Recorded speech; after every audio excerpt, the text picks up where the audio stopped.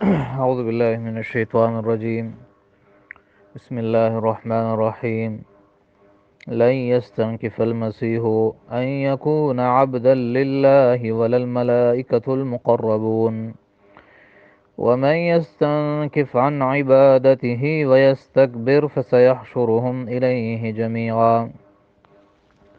فأما الذين آمنوا وعملوا الصالحات فيوفيهم أجورهم ويزيدهم من فضله وأما الذين استنكفوا واستكبروا فيعذبهم عذابا أليما ولا يجدون لهم من دون الله وليا ولا نصيرا.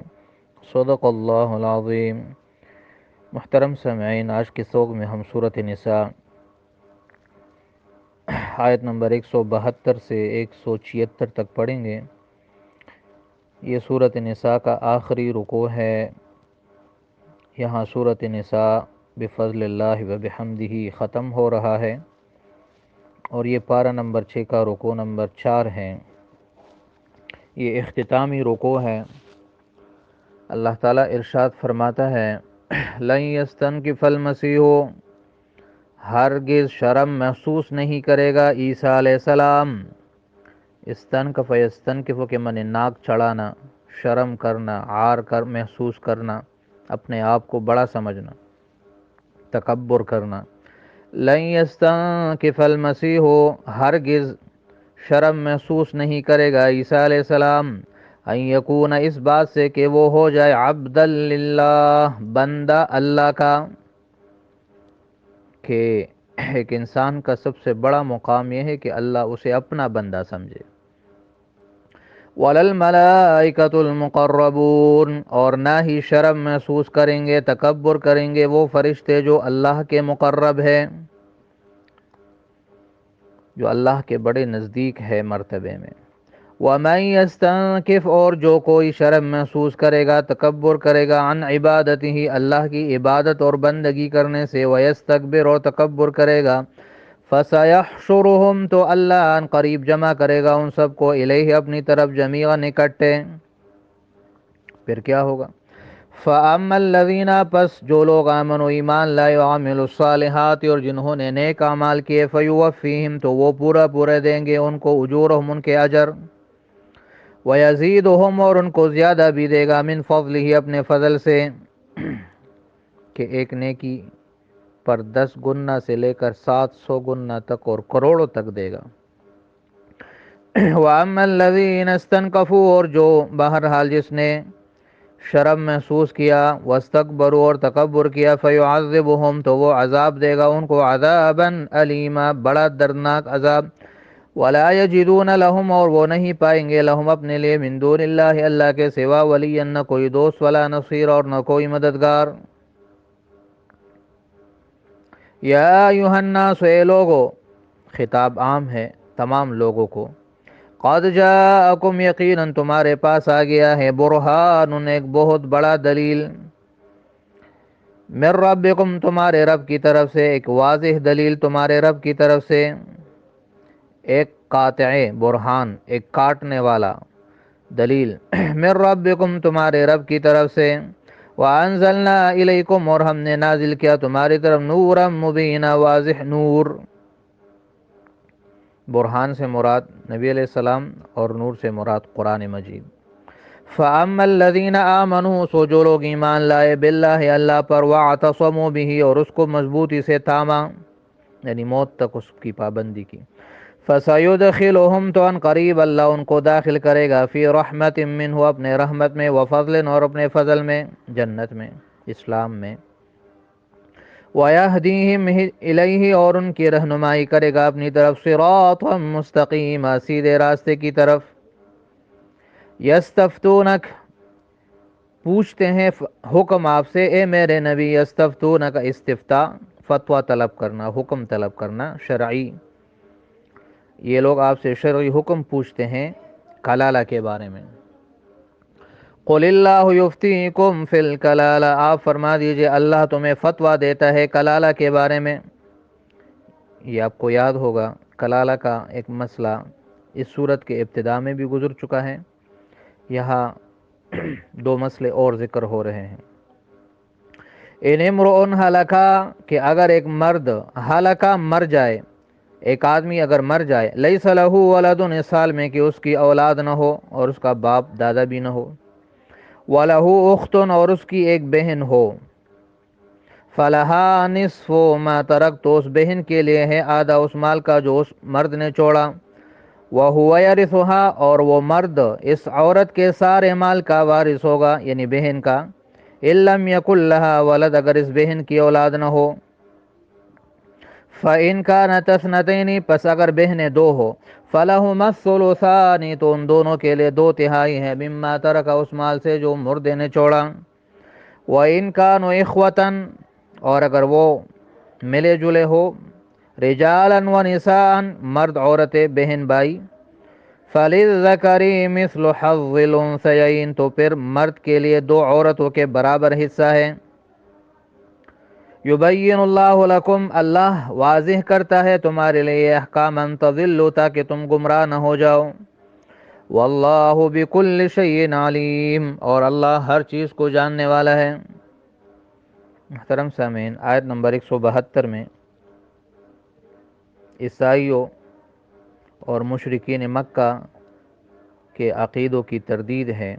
عیسائی کہتے تھے کہ عیسیٰ علیہ السلام کو اگر ہم خدا کا بندہ اور رسول کہیں تو اس سے اس کی شان میں کمی آئے گی، تو اس وجہ سے انہوں نے عیسیٰ علیہ السلام کو اللہ کا بیٹا اور اللہ قرار دیا، اور مشرکین مکہ نے فرشتوں کو خدا کی بیٹیاں قرار دیا، تو اللہ تعالیٰ نے ان دونوں عقیدوں پر رد کیا کہ یہ دونوں غلط ہیں۔ عیسیٰ علیہ السلام تو اپنے آپ کو اللہ کا بندہ سمجھتے ہوئے فخر محسوس کرتا تھا، اور فرشتے بھی اللہ کے بندے ہیں، اللہ کی مخلوق ہے، لہذا ان مسیح علیہ السلام کو اللہ کا بندہ اور رسول کہنے سے اس کی شان میں کچھ کمی نہیں آئے گی۔ تو اس میں اشارہ ہے ہم مسلمانوں کے لیے کہ تم بھی اپنے نبی کو، اپنی نبی کی محبت میں اتنے غلو اور انتہا کو نہ پہنچو کہ اسے خدا کے برابر کر دو، اس سے اجتناب کرو۔ اور آگے جزا بیان کیا کہ جو بھی اللہ کی بندگی سے اور اللہ کے عبد سے، عبدیت سے انکار کرے یا تکبر کرے اور اپنے آپ کو بڑا سمجھے، تو اللہ ان کو جمع کرے گا اور ان کو دردناک عذاب دے گا، اور جو ایمان لائے اور نیک اعمال کی، اللہ کو ایک مان اور اللہ کی بندگی کی، تو ان کو پورا اجر ملے گا، اور اللہ اپنے فضل سے ان کو زیادہ بھی دے گا۔ آیت نمبر 174 میں ہے، سارے لوگوں کو ایمان کی دعوت دی گئی ہے کہ تمہارے پاس برہان آ گیا ہے اور واضح نور آ گیا ہے۔ برہان کا مطلب ہے وہ دلیل یا وہ آدمی جو اپنے معجزات کے ذریعے سے تمام باطل پر غالب آ جائے، تو اس سے مراد بے اتفاق مفسرین محمد الرسول اللہ صلی اللہ علیہ وسلم ہے، کہ اس نے اپنے معجزات کے ذریعے سے تمام کافروں کو اور تمام ادیان باطلہ کو مغلوب کر دیا اور اللہ کے دین کو غالب کر دیا۔ اور نور مبین سے مراد قرآن ہے، کہ قرآنی تعلیمات شکوک و شبہات، اعتراضات اور حیرت کے اندھیروں میں انسان کو ایک روشن راستے صراط مستقیم کی طرف رہنمائی کرتا ہے۔ تو یہ 2 چیزیں ہیں، قرآن اللہ کی کتاب، کتاب اللہ، اور سنت رسول صلی اللہ علیہ وسلم، یہ 2 چیزیں ہیں انسان کی رہنمائی کے لیے، جن کا تذکرہ آیت نمبر 174 میں اللہ نے فرمایا۔ اور پھر ان لوگوں کے لیے جنت کی اور رحمت کی بشارت سنائی جو اللہ اور رسول کے بتائے ہوئے راستے پر چلتے ہیں اور موت تک اس پر پابندی کرتے ہیں۔ آخری آیت سورۃ نساء کی، اس میں کلالہ کا مسئلہ پھر ذکر کیا گیا۔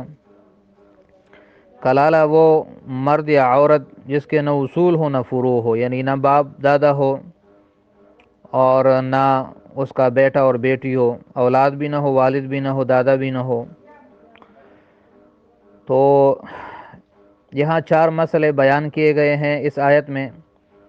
پہلا یہ کہ اگر ایک شخص مر گیا اور اس کی اولاد نہ ہو اور اس کی ایک بہن ہو،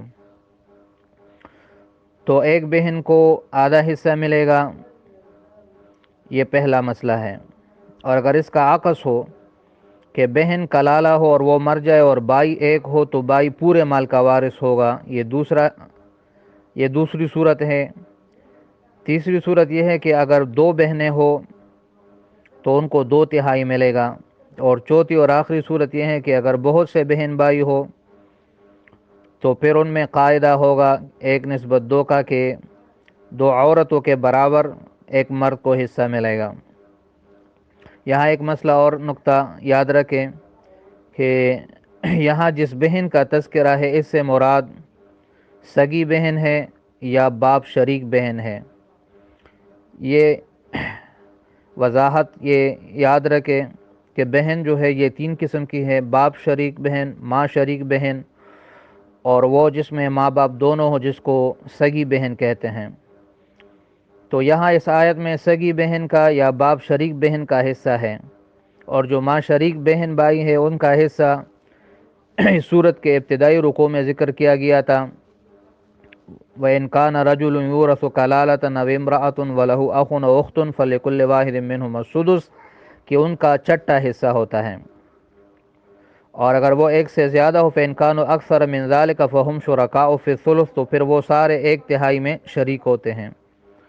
اور یہاں جو دو صورتیں ذکر کی گئی ہیں یہ اس صورت میں ہے کہ یہ بہن سگی ہو یا باپ شریک ہو، تو اس کو ایک صورت میں اگر بہن اکیلی ہے تو آدھا ملے گا، اور اگر 2 ہے تو 2/3 ملے گا، اور اگر بہن مر جائے اور اس کا بھائی ایک ہو تو اسے اس کا پورا مال ملے گا، اور اگر ایک سے زیادہ بھائی بہن ہو تو پھر 1:2 ہوگا۔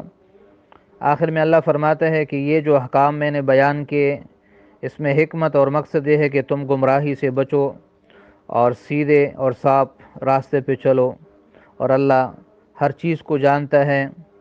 تو تمہاری موت کو اور تمہارے میراث کے متعلق اور وراثت کے متعلق بھی احکامات تم کو بتا دیے کہ کہیں تم بھٹک نہ جاؤ سیدھے راستے سے اور شیطان تمہیں گمراہ نہ کر دے۔ تو یہ آج کے سبق کا خلاصہ ہے۔ یہاں سورۃ نساء الحمدللہ اللہ کے فضل سے ختم ہوا۔